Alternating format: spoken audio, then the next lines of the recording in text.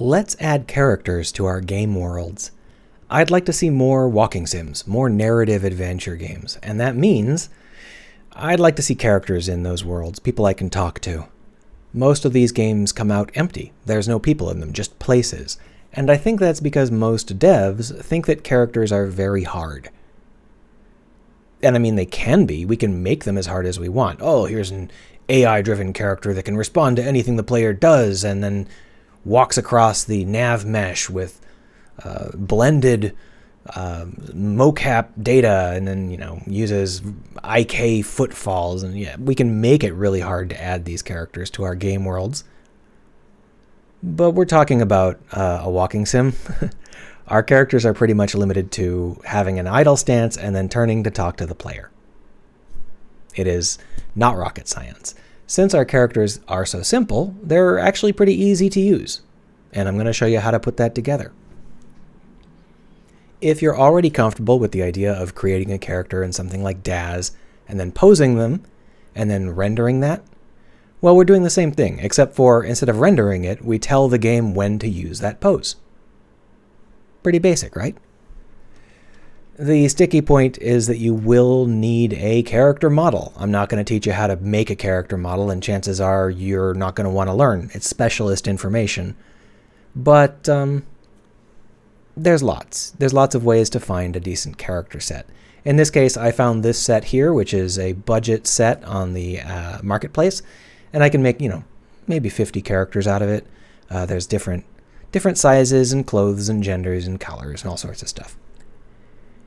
But my knowledge is fragile. I don't really know how to use this character because I don't know how to use characters in the first place. I went to the asset store to try and find a solution for my problem of how to put characters in the game, and I didn't really get a solution to that because that's not something you can get a solution for. It's just how you use the game engine. It's easy to get stuck here. How do I make her turn her head? Maybe you look up a tutorial and then you realize, wait, I can't do it like that because there's something different about this character model than the one they were using in the tutorial. And I don't know enough to figure out how that all works. Nah. So let's back off. Let's start with something that has no Unreal presence and start from scratch. We'll build it up and you'll learn some of the basics. Sound good? So I need a character model, something with some bones. Let me just look through my computer a little bit and, oh, here's Kate Marsh. I have all the Life is Strange characters because I made a video about them like 10 years ago. And I just grabbed the Kate Marsh FBX, dumped it straight into Unreal, and there she is. FBX is just a file format. It's the one I recommend if you have a choice because there's a really good Blender to Unreal FBX pipeline. And Blender is pretty good at allowing you to create the kinds of simple animations that we're going to want to create. I'm not going to go into that in this video, though. We're going to stay strictly here in Unreal, and I didn't go through Blender to get this here. I just grabbed the FBX and stuck it straight in Unreal read it, no problem. I got all of these textures, I got these materials, I got the skeleton, I got this physics asset, and I got Kate Marsh herself. Now, obviously, I'm not allowed to distribute Kate Marsh, but this is an educational video, and I think she'd be okay helping us out. Look, she's even standing in a cross pose. I'm sure that makes her super happy. The dreaded T-pose. Oh my gosh. This is like when you realize that you have a ton of work ahead of you. You spent all that time finding or importing or creating the character model, and here they are standing in the least interesting pose possible. Oh, so disheartening, right? Well, let's see what we can do with this. Kate Marsh is a skeletal mesh actor, or for some reason, as the Unreal community pronounces it, skeletal mesh actor, which means she has these animation elements down here. We can give her an animation blueprint or an animation asset. An animation asset is just an animation, whereas the animation blueprint is a way to tell her which animations to use when. So we'll just pick an animation asset. We have so many to choose from. That's interesting because this lady over here has loads. Look at this. Look at all these. Those animations aren't available to Kate Marsh because the skeletons are different. Every animation is bound to a specific skeleton. That lady over there is using the default mannequin skeleton, which is why she's a little bit beefier than you might expect. And there are ways to transfer animations between skeletons. We're not going to really go into that because Kate Marsh is not very compatible with that. She wasn't built for Unreal, so her skeleton really doesn't match very well. But if we do animate Kate Marsh, we could easily move those animations over to other characters from the Life is Strange game because they all have very similar skeletons. We're not going to do that. We're just going to animate Kate on her own today. Let's build her some animations. So how do we do that? Well, we just open Kate. There she is. Over here we've got the skeleton tree. There's often other things over here. I have closed them down. We only have the skeleton tree because the skeleton tree is all we care about right now. Because we would like to pose Kate. Now here is where Blender has a major advantage. Blender is just easier to use when it comes to animating things. So if you plan to do animations, I might recommend that you look into that. You can just easily export them from Blender to Unreal using the free Blender Unreal Pipeline plugin. So yeah, that's pretty good. But you can still do it here in Unreal if you want, and that's what we're going to do today. The problem with Unreal is largely how hard it is to actually select bones. So yeah, that's something where it's a consideration. It's not super annoying, but it is annoying enough that you may want to use a different setup, you know? Anyway, let's get Kate to have a pose. We're going to give her a mopey pose, and I've bent her back just so that she doesn't feel off balance. And we're just going to put it together nice and quick. We're not going to really create a proper animation. It's just going to be a single frame, which is fine. You can spend as much time as you want on this, or as little time as you want on this, and you might be thinking, well, I want to use an animation library. But here's the thing. Idle animations are pretty easy to put together, and they're extremely evocative. So using a library for something like a running animation, that's really important and valuable because those are really hard to make. But for something like an idle pose, it really makes sense to make it yourself because it defines the character. If you're reusing an idle animation, you are leaving that character definition behind. You're not defining the character properly. And that's just kind of sad. I think it's a good thing to create your own idle poses. And it's easy. Like if you're saying, I want this character to hang from a tree by his tail, there's never going to be an animation you can buy in a library to do that. But you can put it together pretty easily. We're not looking at world-class animations here. We don't have to. So we've just created a pose, right? It's not taking. Why isn't it taking? Well, this isn't the place where you save these poses. So we have to basically export this pose. We could staple her permanently into this pose, but I think we want her to animate. So we come over here to create asset. We could create a pose asset, but we're going to stick with animations today. If you want to use poses, the workflow is a little bit different, and I don't like it as much. But this is pretty straightforward. Create an animation. We'll call this anim Kate mope. There we go. It opened up the animation window where you can, add additional frames or whatever you want to do. We'll come on over here and we will give Kate that animation. Oh, now she's mopey.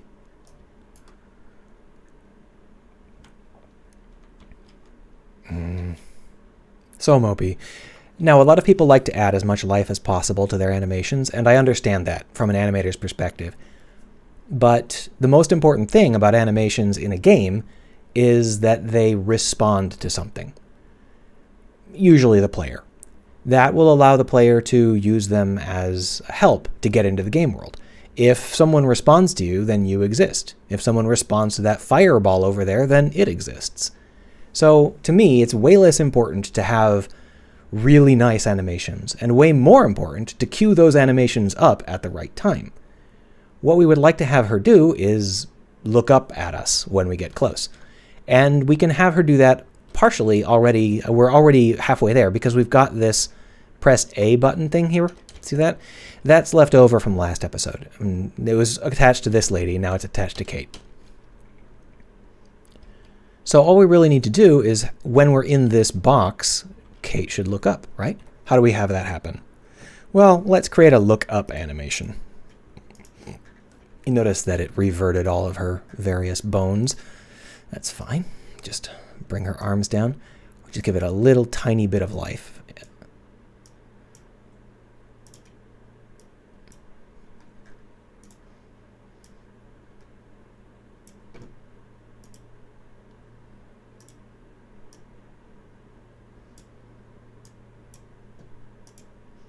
And once again, we're just moving nice and fast because it's just a demo, right? Well, let's give her just a tiny bit of stance so that she doesn't feel quite so stiff.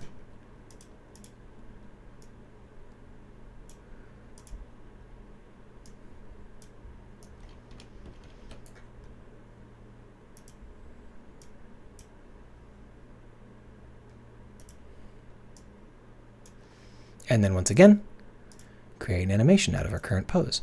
We will call this anim Kate stoned. There we are.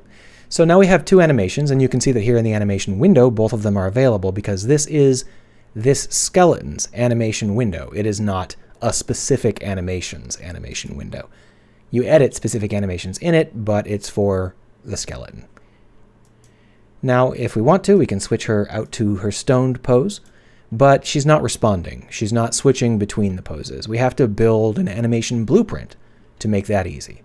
So to build an animation blueprint, we have a couple of options. We can simply go over here and say create animation blueprint, but that's going to have like this long list of every possible option. It makes more sense to select Kate, right-click, go up to Create, and create an animation blueprint. That will create one for Kate specifically, and we won't have to worry about selecting all of those things from the dropdown. Call this AnimBP Kate. And there it is, Kate's animation blueprint. There are a lot of, this is like a big topic, right? There are a lot of things you can do here. And if you're trying to do things like complex IK and stuff like that, this can get really outrageous, especially for player characters. Fortunately, it's going to be pretty straightforward for us. All we really need to do is have anim mope and anim stoned, and we're going to just blend between the two. So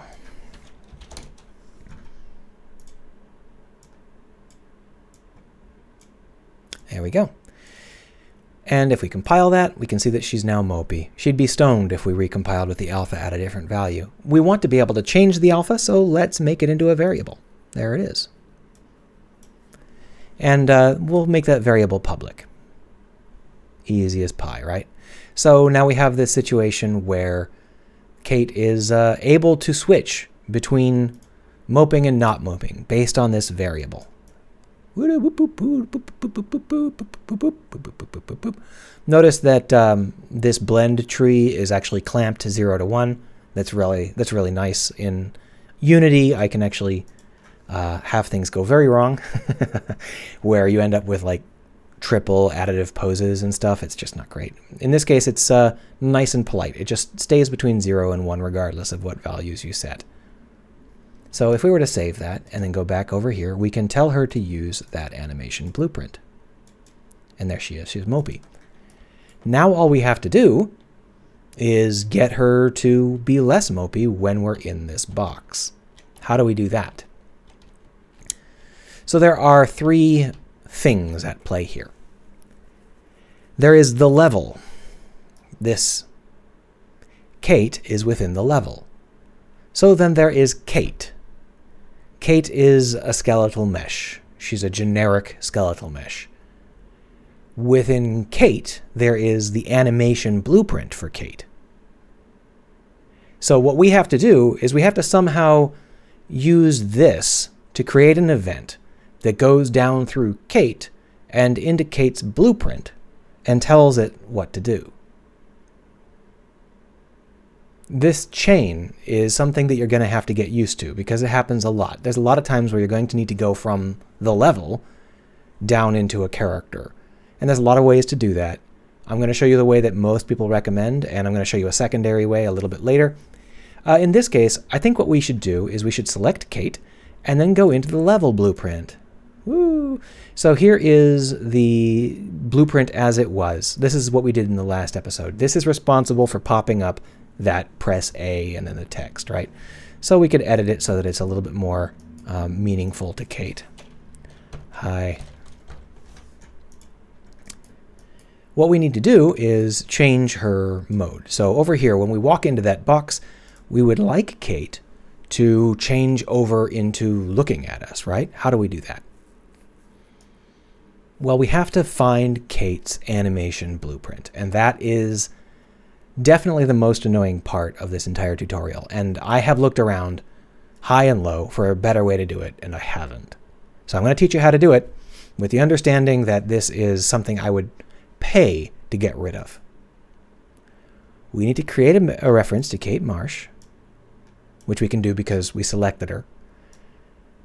Then we have to get her animation instance. So right now what we're doing is we're getting Kate. We're getting Kate's her skeletal mesh component. We're getting the animation blueprint on the skeletal mesh component. And then we have to cast it to the specific kind of animation blueprint it is. Because this variable doesn't exist on every animation blueprint. It only exists on NMBP Kate blueprints. And that means that we have to cast it to an NMBP Kate in order to be able to set that value. And this chain here is the worst thing. I really don't like it, and I wish there was a better way to do it. I haven't found one though, so let me know if you have. This is the same chain you will see if you look up tutorials from anybody. I haven't found a single tutorial that teaches it another way. So we'll do that. We'll cast it, and then over here we're going to change this alpha. Set that alpha. Set it to 1. And then we're going to just do the same thing down here.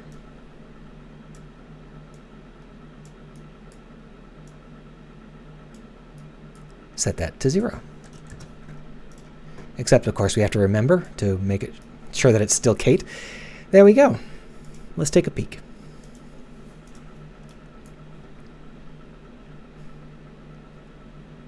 Beep, boop, beep, boop, beep, boop. It's not really an animation, is it? So the real problem here is that we are switching from 0 to 1 in a single frame. There are a lot of ways to make that less dramatic. In this case, though, I think I'm going to show you how to do it using a simple hopper method, because that will allow us to edit the blueprint some more. So if we go back over into Kate's various blueprints here, we want the NMBP Kate, this thing. Now, if we look at this, this is the animation graph, and it has all of the animation elements in it. What we need to do is edit the event graph. When someone sets this alpha, what we actually want them to do is we want them to set the target alpha, like so. And then we are going to be using the current alpha. There are other ways to do this. I don't want you to think that this is like the way to do it, but this is a good way to allow us to control the speed of the transition in this case. So there we are. And if we come over here into the event graph, all we really have to do is make it so that every tick, it will make the target alpha and the current alpha a little more similar. So we'll just use a simple lerp.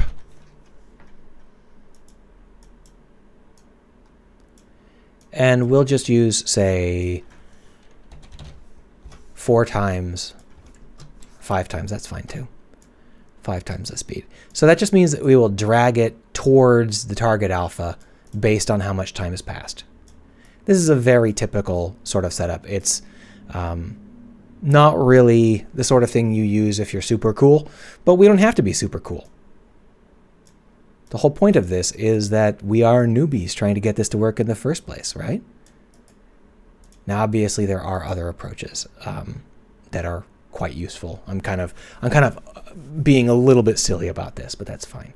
So now what we have is this system where we use a hopper, target alpha, that feeds slowly into the current alpha. So if we hit play, we can come on over, and now she should look up a little more realistically. She's still like a robot, and that's because we're not using an animation to go between the two. If we really wanted to get into this, what we would do is we would have her have an intermediary animation where she raises her head first. We would just actually animate that. That would be easy to do in Blender. It's a little bit annoying here in Unreal. So we're going to leave her as this robot that's low on batteries for now. I think that's fine. The only problem is she's not looking at us, is she? She's kind of staring off into middle distance, looking as stoned as possible. Well, let's get her to look at us. Okay? So if we go back into this BP, we actually have a dedicated look at function. So if we grab this and move it back, we can spawn in the look at node. Here it is. And this does require some casting, but it all happens automatically, so who cares? There it is. We're done, right? Well, we probably want the same alpha in both cases. We are not done. Look at is actually very complex. See all this stuff over here? This isn't optional. This is important stuff. So we don't even have it set to a specific bone. Let's set it to her head so that she actually looks at stuff. Another problem here is we can't see it. Now the reason we can't see it is because this is playing. This is what we see. We could either change the alpha to 1 or we could override it. Either way works. In this case, I think it makes more sense for us to change these to 1. And now you can see she's looking like a weird zombie. Why is she doing that? Well, this blue X is where she's trying to look, and she's trying to look with her chin rather than her face. These are common problems to have. Let's start by changing the target location. So we'll move it a little bit into a different location so it's not quite as silly here. Oh, I didn't actually change the defaults. I just changed the preview. There we are. So now you can see that she is looking at this blue mark with her neck. That's just the wrong axis. All we have to do is change the axis until we find the right one. And every time we hit compile, it will try again. See? So there we are. There it is. See? Easy as pie. If we wanted to, we could test this out a whole bunch more. We could make her neck change too. We could do a whole bunch of cool stuff. This is just the most basic possible approach. But the problem is that we don't want her to look there. We want her to look at us. And that means that this look position, we're going to have to make it into a variable.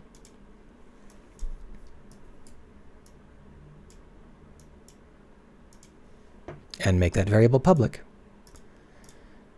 There we are, right? Easy as pie, right?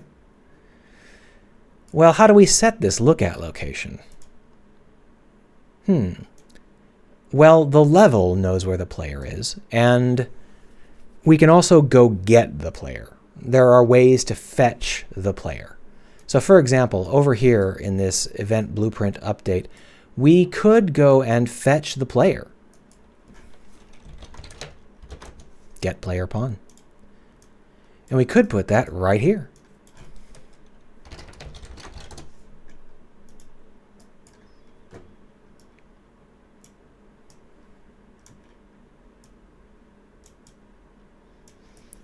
We could put this literally anywhere. This is one of the things you need to understand when you're trying to build this kind of setup. Where do you want to put this stuff? Is this a good place for it? Is it a bad place for it? Well, to be honest, this probably isn't a good place for it, if for nothing else because it screws up our preview. It's probably better in this particular case to put it in the level blueprint. But, you know, it's not critical either way. If you can get it to work and you understand how you've got it to work, then you can change it later. It's not that big a deal, right? So here you can see that Kate is looking over at us. And you might be wondering why she's already looking over at us. That's because I changed the defaults from 0 to 1. So if we come over here and then we leave, she'll stop looking at us. See that? The collision box in this case is a little bit wonky, and this here is one of the other reasons you might not want to put it in the blueprint. It's thinking that it wants to update the blueprint after the game has stopped, and that's obviously wrong. So We'll give this a little bit more volume so that it feels a little bit more natural. And yeah, now we have a character that we grabbed from nowhere, just a random character. This character is actually so obsolete that I don't think very many people would use her as an example. But even with a fairly obsolete character, it's pretty easy to get her up and running as an NPC in Unreal. Now, obviously, we're using placeholder animations. She doesn't really exist in this world in any meaningful sense. If we wanted to do it right, we could put her on a chair, or maybe have her, hovering over this pile of debris, or we could have her chatting with someone, whatever we want. But the point is that in less than half an hour, with a lot of talking in the way, we put a character into the game world, and she's a little bit robot-y, but that's not too bad for half an hour of work, for less than half an hour of work. And we can even tell her what to say, although we inherited that from the previous episode. This is just a taster. I really didn't get to cover everything. I want to talk about one more very important little detail that maybe you noticed and maybe you didn't. What's Kate? What is Kate? What is this character? She's a skeletal mesh actor. What's so important about that? Every tutorial you will ever find will turn Kate into a custom class as like step 2. But we left her as a skeletal mesh actor the entire time. Kate has 0 actual logic in her. She's just a container for the animation blueprint. We go from the level blueprint straight to the animation blueprint inside of Kate, without bothering to have Kate understand what's going on at all. Kate is not responsible for looking at the player. Kate is not responsible for even understanding what she's doing here. We could switch Kate out for literally any other class, literally any other character, and it would just run. This is not necessarily the right approach, but I keep seeing people immediately start stuffing logic into these skeletal mesh actors by making them into custom classes. That's not necessarily wrong, but having a custom class doesn't give you access to the rest of the level. If you use the level blueprint wisely, you can do a lot without ever having to create custom classes and descend from skeletal mesh actor. Now, if you didn't understand any of that, yeah, that's kind of more advanced. I'm not really sure how clear this video was. Let me know if you understood it, or if you didn't understand it. I might have to do another take if it turns out that this was hard to get. Have a good one.